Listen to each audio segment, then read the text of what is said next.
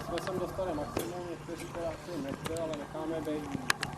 Všichni mě určitě vnímejte, abyste se nemuseli potom ptát. Řeknu spoustu důležitých věcí, takže aby jsme si rozuměli, aby nebyly nějaké dohady a tak dále.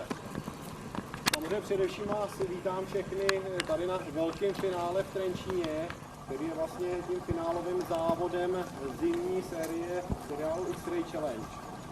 No, takže to pro začátek. Jak víte, určite...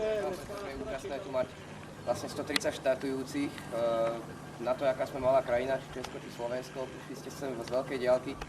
Tak dúfam, že nám počasie vyjde a pretek si užijete a dopadne to tak, ako si prajete. Veľa šťastia všetkým. Ďakujem. Dobre. Maťo povedal tú príjemnejšiu stránku, ja poviem teraz takú tú druhú, ale tú organizačnú.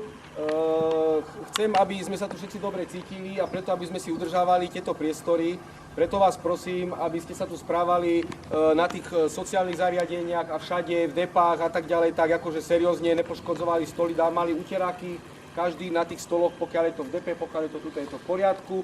A hlavne po sebe, potom prosím vás pekne zajtra, hlavne keď sa bude končiť, každý odpratať. Máme tu upratovačky, ktoré upratujú, ale to sa jedná hlavne o to, aby nejaké len tie drobnosti sa povyčistili, ale nie, aby sa to nejak